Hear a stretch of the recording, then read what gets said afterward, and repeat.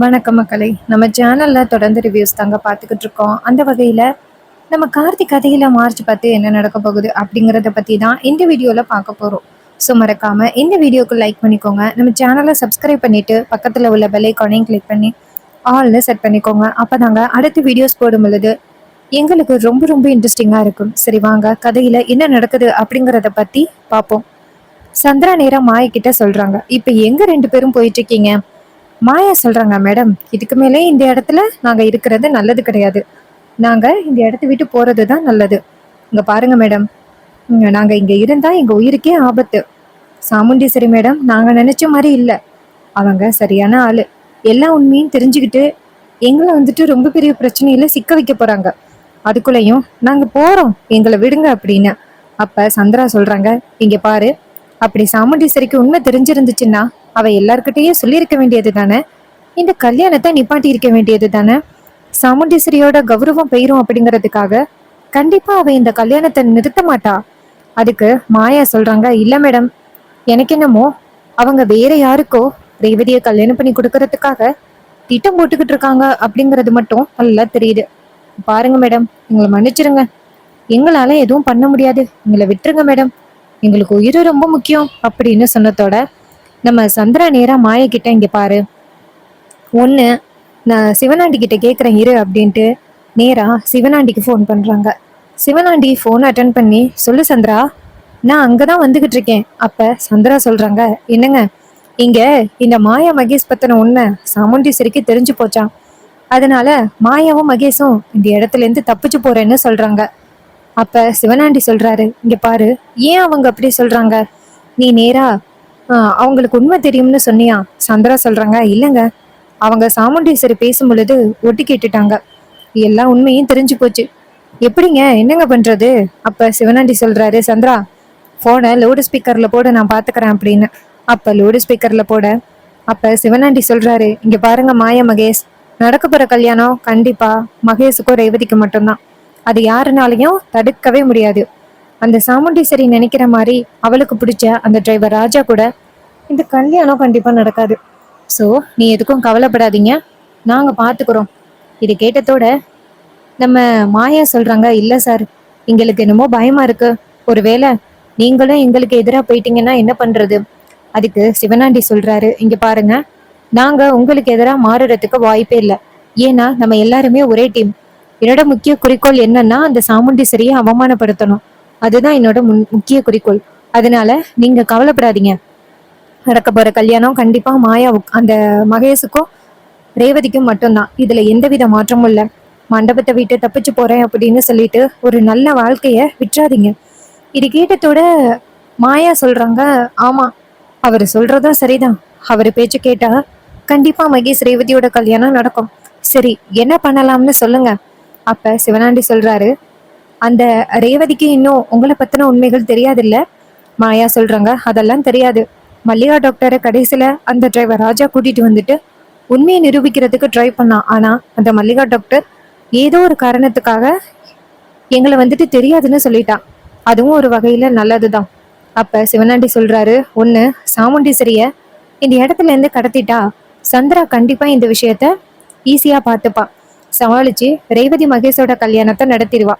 அப்படி இல்ல அப்படின்னாலும் அந்த டிரைவர் பயலை கடத்தினா நம்மளுக்கு ஈஸியா மகேஷ் அப்புறம் ரேவதியோட கல்யாணத்தை நடத்திடலாம்.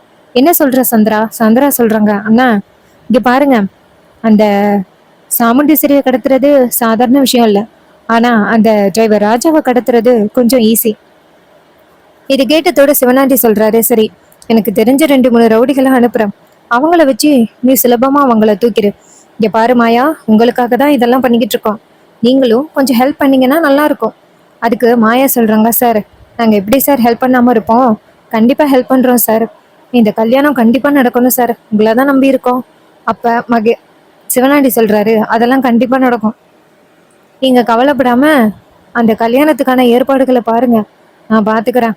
இது கேட்டதோட மாயாவும் சரி அப்படின்னு சொல்லிட்டு போனை கட் பண்ண. சந்திரா கேக்குறாங்க, இப்போ உங்களுக்கு நிம்மதியா இருக்கா? அப்ப சந்திரா சொல்றாங்க, ஆமா மேடம், இப்பதான் மேடம் கொஞ்சம் எங்களுக்கு நிம்மதியா இருக்கு. நீங்க மட்டும் கைவிட்டு இருந்தீங்கன்னா நாங்க என்ன பண்ணிருப்போம்? அதுக்கு சந்திரா சொல்றாங்க, இங்க பாருங்க, அப்படி கைவிடுறதா இருந்தா ஆரம்பத்திலே உங்களுக்கு எங்களுக்கும் சம்மதம் இல்லை அப்படின்னு சொல்லியிருப்போம். ஆனா இது நாள் வரைக்கும் உங்களுக்கு ஹெல்ப் பண்றேன்னா என்ன காரணம்? அந்த மகேஷ் ரேவதியோட கல்யாணம் நடக்கணும் அப்படிங்கிறதுக்காக தான் நான் இவ்வளவு ஹெல்ப் பண்ணிக்கிட்டு இருக்கேன். ஸோ இது கேட்டதோட மாயாவும் ரொம்ப தேங்க்ஸ் மேடம். அப்ப மா சந்திரா சொல்றாங்க, இங்க பாருங்க, இதுக்கப்புறம் அந்த சாமுண்டீஸ்வரி கிட்ட பேசுறத கொஞ்சம் அவாய்ட் பண்ணிக்கிட்டீங்கன்னா நல்லா இருக்கும். ஏன்னா அவளுக்கு எல்லா உண்மையும் தெரியும். கண்டிப்பா அவ வந்துட்டு உன்னை சும்மா விட மாட்டா. இது கேட்டதோட மாயா சொல்றாங்க, சரிங்க மேடம், நான் சாமுண்டீஸ்வரி மேடத்துக்கிட்ட எதுவும் பேசல. ஆனா மகேஷ் ரேவதியோட கல்யாணத்தை மட்டும் நடத்தி கொடுத்துட்டீங்கன்னா ரொம்ப போதும் மேடம். இது கேட்டதோட சந்திரா சொல்றாங்க, அதெல்லாம் நான் பாத்துக்கிறேன் அப்படின்னு சொல்லிட்டு போறாங்க. அப்ப சந்திரா மனசுல யோசிக்கிறாங்க, ரேவதி சாமுண்டீஸ்வரியோட சொத்தை ஆட்டை போடணும் அப்படிங்கிறதுக்காக தான் நீ இப்படி பவ்யமா பேசுற அப்படிங்கிறது எனக்கு நல்லாவே தெரியுது. ஆனா சாமுண்டீஸ்வரியோட சொத்து புறா எனக்கு தான். என்னதான் சாமுண்டீஸ்வரிக்கு நீ ஜால்ரா போட்டாலும் கண்டிப்பா சொத்து புறா எனக்கு தான் அப்படின்னு சொல்லிக்கிட்டு இருக்காங்க நம்ம சந்திரா. இன்னொரு பக்கம் மாயா நகேஷ் நேரா மகேஷ் கிட்ட, பாத்தியாடா, அதுக ரெண்டும் சரியான முட்டாளா இருக்குங்க போல. நம்மளை பத்தின உண்மை தெரிஞ்சும் ரேவதிக்கு உன்னை கல்யாணம் பண்ணி வைக்கணும் அப்படின்னு நினைக்கிறாங்கன்னா அவங்க எப்படிப்பட்டவங்க அப்படிங்கறது இப்ப புரியுதா? இங்க பாரு, இந்த கல்யாணம் முடிஞ்சதும் ஃபர்ஸ்ட் இதுக ரெண்டுத்தையும் இந்த இடத்த விட்டு காலி பண்ணணும்டா. அப்ப மகேஷ் கேக்குறாரு, என்ன மாயா சொல்ற? மாயா சொல்றாங்க, ஆமாண்டா, இந்த சந்திரா வலியக்க வந்து நமக்கு உதவி பண்றாங்க அப்படின்னா அதுக்கு பின்னாடி ஏதோ ஒரு ரொம்ப பெரிய காரணம் இருக்கு அப்படிங்கறது மட்டும் நல்லா தெரியுதுல்ல. அந்த சந்திரா சாமுண்டீஸ்வரி, அதுவும் சொந்த அக்காவுக்கே அவ துரோகம் பண்றதுக்கு நினைக்கிறா அப்படின்னா நமக்கு எவ்வளவு நேரம் ஆகும்? நம்மள அவ வாலண்டியரா ரேவதிக்கு கல்யாணம் பண்ணி வைக்கிறதுக்காக இவ்ளோ ட்ரை பண்றா அப்படின்னா இதுக்கு பின்னாடி ரொம்ப பெரிய காரணம் ஏதோ இருக்கு மகேஷ். நம்ம கொஞ்சம் உஷாரா இருக்கணும். இது கேட்டதோட மகேஷ் சொல்றாரு, மாயா, இந்த ரிஸ்க் எல்லாம் எதுக்கு மாயா? பெசாப்ல நம்ம ரெண்டு பேரும் இப்பவே அந்த சந்திரா கிட்ட சொல்லாம தப்பிச்சு போயிடலாம். நம்ம ரெண்டு பேருமே ஏதாவது ஒரு ஊருக்கு போயிட்டு கல்யாணம் பண்ணிட்டு ஹாப்பியா இருக்கலாம். நீ வா மாயா. மாயா சொல்றாங்க, டேய், நான் இப்போ உன் கூட வாழ்ந்தேன்னா எனக்கு வந்துட்டு இத்தனை நாளும் சொகுசா இருந்த வாழ்க்கை எதுவுமே கிடைக்காம போயிடும். நீ வேலைக்கு போவியா? காசுக்கு எங்க போவ? நான் எதிர்பார்த்த மாதிரி எல்லாமே கொடுப்பியா? இப்ப நகையெல்லாம் போட்டிருக்கனே, இதெல்லாம் வந்துட்டு நீ வாங்கி தருவியா? அப்ப மகேஷ் சொல்றாரு, மாயா, நகையா முக்கியம்? அதெல்லாம் வேணாம் மாயா, நம்ம லைஃப் தான் ரொம்ப முக்கியம். அப்ப மகேஷ் சொல்றாரு, இங்க பாரு மாயா, நீ வா நம்ம போயிருவோம். அப்ப மாயா சொல்றாங்க, இங்க பாரு, மரியாதையா என் பேச்சு கேட்டுக்கிட்டு ரேவதியோட கழுத்துல தாலி கட்டுறதுக்கு முதல்ல தயாராகு. தேவையில்லாம நீ ஏதாவது பிளான் பண்ணி இந்த இடத்துல இருந்து போகணும்னு நினைச்ச அவ்வளவுதான். உடனே மகேஷ் சொல்றாரு, மாயா, நீ சொல்றதை தவிர்த்து நான் இது வரைக்கும் ஏதாவது முடிவு பண்ணியிருக்கேனா? உன் பேச்சை மட்டும்தானே இத்தனை நாளும் கேட்டுக்கிட்டு இருக்கேன். நான் கண்டிப்பா வந்துட்டு போக மாட்டேன். இது கேட்டதோட மாயா சொல்றாங்க, இங்க பாரு, மறுபடியும் ஏதாவது இந்த மாதிரி ஒரு தப்பான முடிவெடுத்த அவ்வளோதான். உடனே மகேஷ் சொல்றாரு, இங்க பாரு மாயா, இப்ப கூட எனக்கு பயமா தான் இருக்கு. மாயா சொல்றாங்க, டேய், தைரியமா இழுடா, இவ்வளவு கிராஸ் பண்ணி வந்துட்டோம், இதை கிராஸ் பண்ண மாட்டோமா? அப்ப மகேஷ் சொல்றாரு, எனக்கு நினைச்சு பார்க்கும் பொழுது அந்த சாமுண்டீஸ்வரி கையில ஒரு துப்பாக்கி இருக்கும்பாலு, அதுதான் எனக்கு ஞாபகம் வருது. அப்ப மாயா சொல்றாங்க, டேய், அதெல்லாம் பாத்துக்கலாம், நீ கவலைப்படாத. அப்புறமா சந்திரா நேரா சிவனாண்டிக்கு ஃபோன் பண்றாங்க. சிவனாண்டி ஃபோன் அட்டன் பண்ணி, சொல்லு சந்திரா. அப்ப சந்திரா சொல்றாங்க, என்னங்க, ஜஸ்ட் மிஸ், இல்லைன்னா இது ரெண்டும் இந்நேரம் தப்பிச்சு ஓடி இருக்குங்க. அப்ப சிவனாண்டி சொல்றாரு, அது ரெண்டும் தப்பிச்சு போயிட்டுன்னா நம்மளால ஒண்ணுமே பண்ண முடியாது, தெரியும்ல சந்திரா, இக்காரணம் முன்னிட்டும் அதுகளை தப்பிச்சு ஓட விட்டுறாத. சந்திரா சொல்றாங்க, ஆமாங்க, ஆனா இதுக எவ்வளோ கேடியா இருக்கும் பாத்துக்கிட்டீங்களா? ஆனா கண்டிப்பா விடக்கூடாதுங்க. இந்த மகேஷுக்கும் ரேவதிக்கும் கல்யாணம் முடிஞ்ச கையோட அவங்க எப்படிப்பட்டவங்க அப்படிங்கிற தொடர்பை சபைக்கு முன்னாடி சொல்லிட்டு அதுக்கப்புறமா சாமுண்டீஸ்வரியை அவமானப்படுத்துவோம். அப்புறமா சாமுண்டீஸ்வரி அந்த இடத்துலயே அந்த மகேஷ் கூட ரேவதியை வாழ வைக்க முடியாம அப்படியே தவிச்சு போய் நிக்கணும். அதை பார்த்துட்டு எல்லாருமே சாமுண்டீஸ்வரிய பேசணும், இவ்வளவும் உஷாரா இருந்துட்டு பொண்ணோட வாழ்க்கையை இப்படி விட்டுட்டியே அப்படின்ட்டு எல்லாருமே ரொம்ப கேவலமா பேசணும். அது எல்லாத்தையுமே நம்ம காதுல வாங்கணும். சாமுண்டீஸ்வரி கூனி குறுகி போய் அந்த இடத்துல நிக்கிறத பார்த்துட்டு நம்ம ரொம்ப சந்தோஷப்படணும். இது கேட்டதோட சிவனாண்டி சொல்றாரு, இன்னும் கொஞ்ச நேரத்துல அதுதான் நடக்க போகுது சந்திரா, நீ எதுக்கும் கவலைப்படாம நம்மளோட பிளானை மட்டும் எக்ஸிக்யூட் பண்ணு. இதை கேட்டதோட சந்திராவும், சரிங்க, ஆனா இவங்க ரெண்டு பேரும் மட்டும் தப்பிச்சு போவாம பாத்துக்கிறேன். ரொம்ப நேரம் தப்பிச்சு போகாம பாத்துக்க முடியாது, அதை சொல்லிட்டேன். அதுக்கு சிவனாண்டி சொல்றாரு, அதெல்லாம் பாத்துக்கலாம், நீ கவலைப்படாத அப்படின்னு சொல்லிட்டு நான் வந்துகிட்டே இருக்கேன் மண்டபத்துக்கு. அப்ப சந்திரா சொல்றாங்க, என்னங்க ஃபர்ஸ்ட் சாமுண்டீஸ்வரியை கடத்த முடியாது, ஆனா அந்த டிரைவர் பையன் ராஜா இருக்கான் பாருங்க, அவனை கடத்தினா நம்ம ஈஸியா இந்த பிளான்ல ஜெயிச்சிடலாம். என்ன சொல்றீங்க? இது கேட்டதோட அந்த சிவனாண்டி சொல்றாரு, சரி எனக்கு தெரிஞ்ச ஆட்களை நான் ரெடி பண்ணி அங்க அனுப்புறேன், அந்த டிரைவர் பையலை மட்டும் எப்படியாவது கடத்திடு. இது கேட்டதோட சந்திராவும், சரிங்க, இந்த விஷயத்த பத்தி மாயா மகேஷ் கிட்ட இன்ஃபார்ம் பண்ணி வைக்கிறேன். ஸோ அவங்க என்ன பண்றாங்க அப்படிங்கிறத நம்ம தெரிஞ்சுக்கணும்ல. ஸோ இது கேட்டதோட சிவனாண்டியும் சரி அப்படின்னு சொல்லிட்டு போனை கட் பண்றாரு. அப்புறமா சந்திரா நேரா மாயா கிட்ட போயிட்டு, மாயா என்ன பண்றீங்க? மாயா சொல்றாங்க, மேடம் அந்த சாமுண்டீஸ்வரி மேடத்துக்கு உண்மை தெரிஞ்சதுலேருந்து இந்த இடத்துல பதுங்கி தான் இருக்கோம். அப்ப சந்திரா சொல்றாங்க, இங்க பாரு, ரொம்ப முக்கியமான ஒரு விஷயம், இன்னும் கொஞ்ச நேரத்துல அந்த டிரைவர் பைய ராஜாவை கடத்த போறோம். மாயா சொல்றாங்க, என்ன மேடம் சொல்றீங்க? அப்ப சந்திரா சொல்றாங்க, ஆமா மகேஷ், நீ ரூமை விட்டு வெளியில வராத. ஒன்ன இந்த இடத்துல இருந்து போக வைக்கிறதுக்காக அந்த மயில் வாகனமும் என் மாமா ராஜராஜாவும் ஏதாவது ட்ரை பண்ணுவாங்க. ஸோ அவங்க கையிலேருந்து தப்பிக்கிறதுக்கு நீங்க இந்த இடத்த விட்டு போகாம இருக்கிறது தான் நல்லது. இது கேட்டதோட மகேஷும் சரி அப்படின்னு சொல்ல, மாயா கேக்குறாங்க, இப்ப நம்ம என்ன பண்ணணும்? அப்ப சந்திரா சொல்றாங்க, வா அப்படின்னு சொல்லிட்டு மாயாவை கூட்டிட்டு போறாங்க. இப்ப போனதோட சந்திரா சொல்றாங்க, இங்க பாரு, என் புருஷன் வந்துட்டு ஒரு 4 ரவுடிகளை அனுப்புறேன்னு சொல்லிட்டாரு. ஸோ நம்ம என்ன பண்ணணும்னா அந்த டிரைவர் பையன் ராஜாவை எப்படியாவது மயக்கமடைய வைக்கணும். அவன் மயக்கம் அடைஞ்சிட்டா சுலபமா அவனை இந்த இடத்துல இருந்து கடத்திடலாம். இதை கேட்டதோட மாயா கேக்குறாங்க, மேடம் அவன் சரியான எமகாதவன், அவனை போய் கடத்தணும்னு சொல்றீங்களே, பேசாப்புல உங்க அக்காவை கடத்த முடியாதா? சந்திரா சொல்றாங்க, இங்க பாரு, என் அக்காவை கடத்தினா நான் தான் மாட்டிப்பேன். என் அக்காவை கண்டிப்பா கடத்த முடியாது, அதுக்கு பதிலா இந்த டிரைவர் பையலை தான் கடத்தலாம். சரி வா அப்படின்னு சொல்லிட்டு போறாங்க. அதே நேரத்துல நம்ம சந்திரா நேரா ரோஹிணிகிட்ட போயிட்டு, ரோஹிணி இந்த இருக்கு ஜூஸ், நம்ம ஃபேமிலியில உள்ளவங்க யாருமே ஜூஸ் குடிக்கவே இல்லை, முக்கியமா வந்துட்டு நம்ம ஃபேமிலியை நம்ம தானே கவனிக்கணும், அதனால எல்லாருக்கும் போயிட்டு ஜூஸ் கொடுத்துட்டு வா. இது கேட்டதோட ரோஹிணி கேக்குறாங்க, அக்கா வேலைக்காரவங்க எங்கக்கா? அப்ப சந்திரா சொல்றாங்க, இங்க பாரு, நம்ம தான் எல்லாரையும் பார்த்து கவனிக்கணும், நீ என்ன வேலைக்காரவங்களை தேடுற போ. இது கேட்டதோட ரோகிணியும் சரி அப்படின்னு சொல்லிட்டு போறாங்க. போயிட்டு எல்லாருக்கும் ஜூஸ் கொடுக்குறாங்க. எல்லாருக்கும் கொடுத்து முடிச்சதோட அங்கேருந்து ரோகிணி வர, அப்பதான் நம்ம சந்திரா வந்துட்டு, எங்க எல்லாருக்கும் கொடுத்துட்டியா? ரோகிணி சொல்றாங்க, எல்லாருக்கும் கொடுத்தாச்சே. சந்திரா சொல்றாங்க, சரி உன் புருஷனுக்கு கொடுத்தியா? அப்ப ரோகிணி சொல்றாங்க, அவருக்கு தான் ஃபர்ஸ்ட் கொடுத்தேன். சந்திரா கேக்குறாங்க, சரி அந்த டிரைவர் பையலுக்கு கொடுத்தியா? அப்ப ரோகிணி சொல்றாங்க, அந்த டிரைவர் பையலுக்கெல்லாம் நான் கொண்டு போய் கொடுக்கணும்னு அவசியமா? அப்ப சந்திரா சொல்றாங்க, இங்க பாரு, அந்த டிரைவர் பையனுக்கு மட்டும் நீ ஜூஸ் கொடுக்கல அப்படின்னு உங்க அம்மாவுக்கு தெரிஞ்சிச்சுன்னா கண்டிப்பா ரொம்ப கோவப்படுவாங்க, நீ போயிட்டு கொடுப்பா. இது கேட்டதோட ரோகிணியும், ஆமாமா நீங்க சொல்றதும் சரிதான் சித்தி, என்னமோ அம்மா வீட்டுல உள்ளவங்க விட அந்த டிரைவர் மேலதான் ரொம்ப பாசமா இருக்காங்க. சரி ஓகே, நான் போயிட்டு கொடுத்துட்டு வரேன் அப்படின்னு சொல்லிட்டு இங்கேருந்து போறாங்க.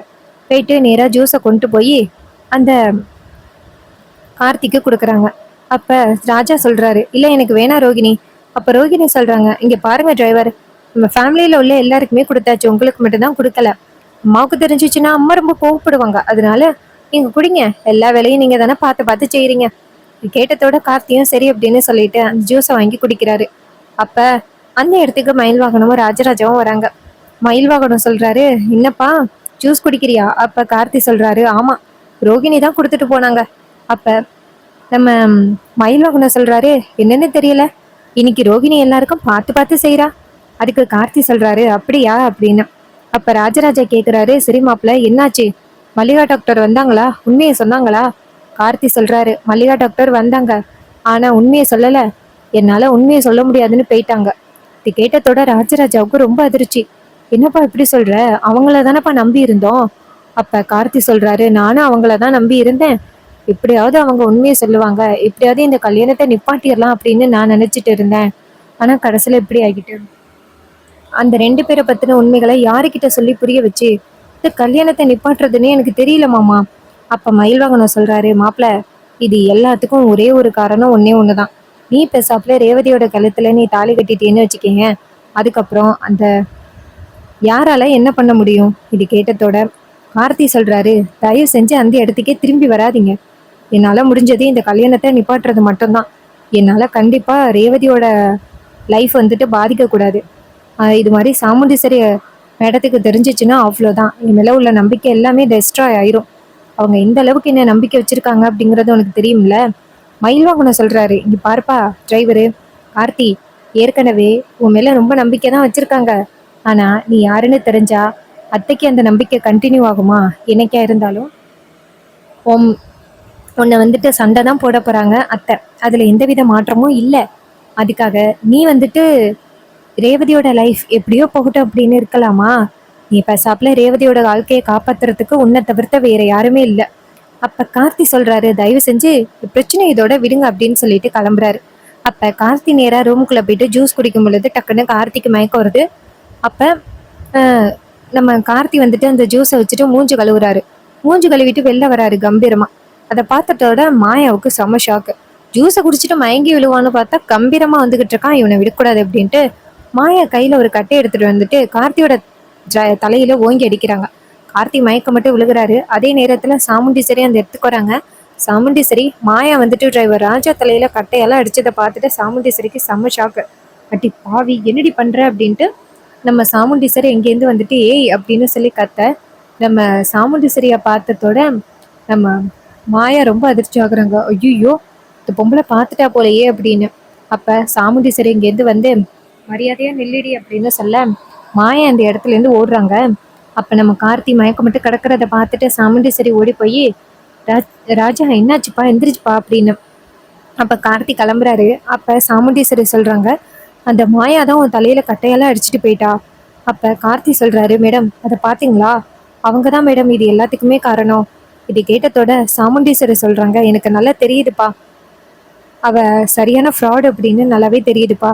உன்னை எப்படியாவது இதுல இருந்து காப்பாற்றணும் அப்படின்னு நினைச்சிட்டே இருந்தேன். இங்க பாருப்பா, அந்த மாயா மகேஷ் எப்படிப்பட்டவங்க அப்படிங்கிறது எனக்கு நல்லாவே தெரிஞ்சு போச்சு. இனிமே அவங்க 2 பேருக்கும் இந்த கல்யாணத்தை நடத்தவே கூடாது. இங்க பாருப்பா, நான் சொல்றேன்னு என்ன தப்பா நினைச்சுக்காத, நீ ரேவதியை கல்யாணம் பண்ணிக்கப்பா. இது கேட்டதோட கார்த்திக்கு ரொம்ப அதிர்ச்சி. என்ன மேடம் இப்படி சொல்றீங்க? அதுக்கு சாமுண்டீஸ்வரி சொல்றாங்க, இங்க பாரு வேற வழியே இல்லை, என் பொண்ணோட வாழ்க்கையை காப்பாத்துறது உன் கையில தான் இருக்கு. சிவனாண்டி இன்னும் கொஞ்ச நேரத்துல வந்துருவான். நான் எப்ப தோத்து போவேன் அப்படிங்கிறத பாக்குறதுக்காகவே வருவான். ஸோ நீ தான் எப்படியாவது என் குடும்பத்தோட கௌரவத்தை காப்பாற்றணும் அப்படின்ட்டு சாமுண்டீஸ்வரி கெஞ்சுறாங்க. அண்ட் எப்படியா இருந்தாலும் சாமுண்டீஸ்வரி நம்ம கார்த்தியோட கையில தாலியை கொடுத்து கற்றா தாலியை ரேவதியோட கழுத்துல அப்படின்னு தான் சொல்ல போறாங்க. ஸோ இன்னும் என்னெல்லாம் ட்விஸ்ட் அண்ட் டர்ன்ஸ் நடக்க போகுது அப்படிங்கிறத நம்ம வெயிட் பண்ணி பார்க்கலாம். ஸோ இதே மாதிரி இனிமே அப்டேட்ஸ் நம்ம சேனலில் நீங்கள் தொடர்ந்து வாட்ச் பண்ணணும் அப்படின்னா மறக்காமல் நம்ம சேனலையும் சப்ஸ்கிரைப் பண்ணிட்டு பக்கத்தில் உள்ள பெல்லைக்கானையும் கிளிக் பண்ணி ஆல்ல செட் பண்ணிக்கோங்க. அப்போ தாங்க அடுத்தடுத்து வீடியோஸ் போடும் பொழுது உங்களுக்கு நோட்டிஃபிகேஷன் வரும். தொடர்ந்து பார்க்கலாம். அண்ட் இந்த மாதிரி நேச்சர் வீடியோ உங்களுக்கு பிடிச்சிருந்துச்சு அப்படின்னா மறக்காமல் க்ரீன் கலர் ஹார்ட்டை கமெண்டில் ஷேர் பண்ணுங்கள். தேங்க்யூ ஃபார் வாட்சிங்.